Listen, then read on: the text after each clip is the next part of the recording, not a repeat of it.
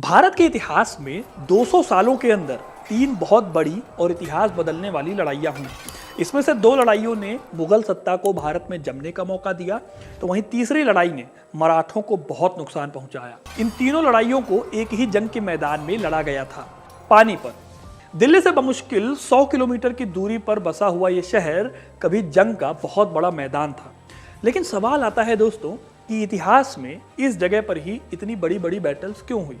आज के इस वीडियो में मैं आपको बताने वाला हूं कि आखिर क्यों पानीपत में भारत के इतिहास की बहुत इंपॉर्टेंट लड़ाइयां लड़ी गई और कौन सी थी वो लड़ाइयां जिनका भारत के इतिहास में बहुत इंपॉर्टेंट रोल रहा है। जानने के लिए इस वीडियो को एंड तक जरूर देखिएगा, क्योंकि अपना इतिहास नहीं जानोगे तो खुद को कैसे पहचानोगे। देखिए, साल था 1526 जब पानीपत की पहली लड़ाई हुई। इस लड़ाई को लड़ा गया था दिल्ली के राजा इब्राहिम लोदी और मुगल लड़ाके बाबर के बीच में। लड़ाई में इब्राहिम लोदी की हार हुई और दिल्ली के तख्त पर काबिज हो गया जहीरुद्दीन बाबर। इसीलिए पानीपत की लड़ाई जो पहली लड़ाई है वो बहुत इंपॉर्टेंट है, क्योंकि इसी लड़ाई ने मुगलों को भारत की सत्ता पर काबिज कर दिया था। लेकिन दोस्तों, पहली लड़ाई जहां सत्ता पर काबिज होने की थी, तो वही दूसरी लड़ाई मुगल सल्तनत को मजबूती देने की थी। यह साल था 1556।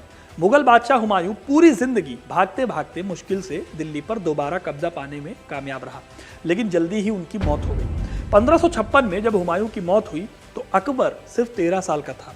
अब मुगल वारिस छोटा था और सत्ता कमजोर थी, तो इसका फायदा उठाना चाहा हेमू ने। साल 1556 वही साल था दोस्तों जब अपने संरक्षक बैरम खान के साथ अकबर ने पानीपत की दूसरी लड़ाई लड़ी। हेमचंद्र विक्रमादित्य बहादुर से लड़ा। अपनी 22 लड़ाइयों को जीतने वाला हेमू यहां पर हार गया और दिल्ली पर मुगलों को चैलेंज करने वाला एक आखिरी खूंटा टूट गया। इस तरह अकबर की जीत ने मुगलों को पूरे भारत में एक मजबूत शासन एस्टैब्लिश करने में मदद की। पूरे 292 साल तक मुगलों की भारत की पॉलिटिक्स में अपनी अहम भूमिका रही। इसी बीच साल 1761 में एक बार और पानीपत की लड़ाई हुई।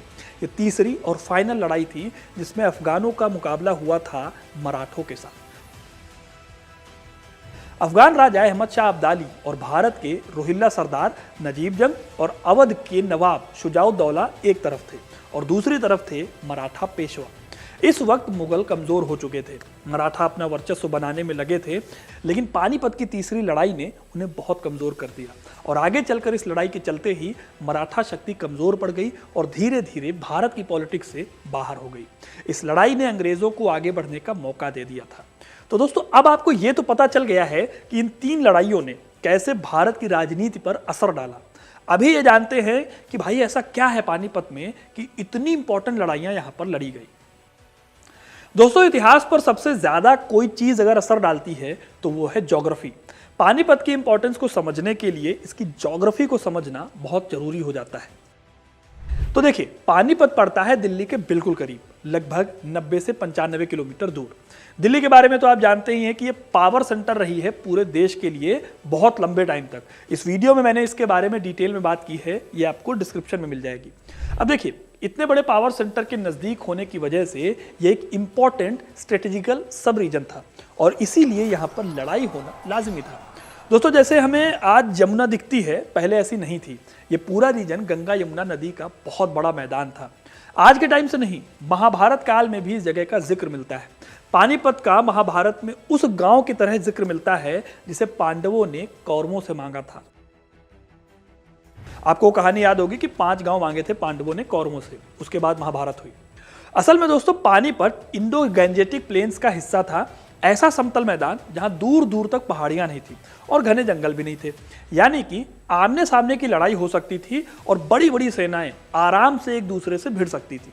अब क्योंकि जंगल नहीं था, पहाड़ नहीं थे, इसलिए सरप्राइज अटैक या गुरिल्ला युद्ध की पॉसिबिलिटी भी नहीं थी। एक तरह से कहा जाए तो यहां पर जो मुकाबला था वो बराबरी का था। इन सारी बातों में एक बात यह भी जुड़ जाती है दोस्तों कि पानीपत के इलाके में बहुत ज्यादा बारिश नहीं होती, इसलिए कई दिनों तक जंग जारी रखी जा सकती थी। इन सबके साथ दोस्तों एक बहुत बड़ा रीजन रहा है पानीपत की जियो स्ट्रेटेजिकल लोकेशन का। दरअसल दोस्तों नॉर्थ इंडिया में पड़ता है खैबर पास। ये हिंदू कुश पर्वत श्रेणी के पास पड़ता है। अगर आपने जीटी रोड यानी ग्रैंड ट्रंक रोड के नाम के सुना है तो ये सड़क इसी खैबर पास से लेकर कभी पटना तक जाती थी। इसी रास्ते को मौर्य काल में उत्तरापथ के नाम से जाना जाता था। इसी रास्ते से अफगानिस्तान और ईरान से व्यापारी और आक्रमणकारी दोनों आते थे भारत में। यह रास्ता आज के अफगानिस्तान और पाकिस्तान को जोड़ता है। इसी रास्ते से ग्रीक, टर्की, अफगान और मुगल ये सारे लोग और कई दूसरी जनजातियां भारत आई थी। ऐसे में दिल्ली पर हमेशा से खतरा बना रहता था फॉरेन इन्वेजन का। इसलिए मैदान जहां दिल्ली के राजाओं के लिए इंपॉर्टेंट था कि दिल्ली पर हमला होने से पहले ही दुश्मन को वहां पर खत्म कर दिया जाए और पानीपत से दुश्मन पर कड़ी नजर रखी जाए। वहीं दूसरी तरफ फॉरेन इन्वेडर्स के लिए पानीपत उस किले की तरह था कि अगर इसे एक बार जीत लिया जाए तो नॉर्थ इंडिया पर हमला करना और उसे जीतना आसान हो जाएगा। शायद यही वजह है दोस्तों कि दिल्ली के राजा बाहरी आक्रमणकारियों को पानीपत में रोकने की कोशिश करते थे। इसके अलावा दिल्ली के करीब होने से रसद और सैनिकों के लिए हथियारों के साथ साथ नई टुकड़ी की सप्लाई करना भी आसान था। इसलिए दिल्ली के राजा जंग के लिए पानीपत को चुनते थे। दोस्तों ये तो थे वो रीजंस जो कि सामने से दिखाई देते हैं, लेकिन कुछ रीजन ऐसे हैं जो कि हिडन हैं, जो कि जल्दी किसी को दिखाई नहीं देते। असल में दोस्तों पानीपत सिर्फ एक जंग का मैदान नहीं हुआ करता था, बल्कि एक इंपॉर्टेंट ट्रेड सेंटर भी था जो कि नॉर्थ और वेस्ट इंडिया को जोड़ता था। यहां पर अच्छे खासे नंबर्स में लुहार से लेकर बढ़ई मिल जाते थे। ये लोग जंग के टाइम में काफी काम आते थे। ऐसे ही पानीपत हरियाणा में पड़ता है और हरियाणा जाना जाता है जाट, गुज्जर और राजपूत जैसी मार्शल क्लास फाइटर्स के लिए। इसलिए दिल्ली के शासकों के लिए नए सैनिकों की भर्ती भी आसान थी। तो दोस्तों ये वो वजह थी जिनकी वजह से पानीपत को दिल्ली के शासक और बाहरी राजा जंग के मैदान के लिए चुनते थे और इसी वजह से पानीपत में वो तीनों इंपॉर्टेंट लड़ाइयाँ लड़ी गई। आपको ये कहानी कैसी लगी हमें कमेंट करके जरूर बताइएगा। वीडियो को लाइक और शेयर करना ना भूलें और ऐसी इंटरेस्टिंग कहानियों के लिए हिस्ट्री कनेक्ट को सब्सक्राइब जरूर करें। धन्यवाद।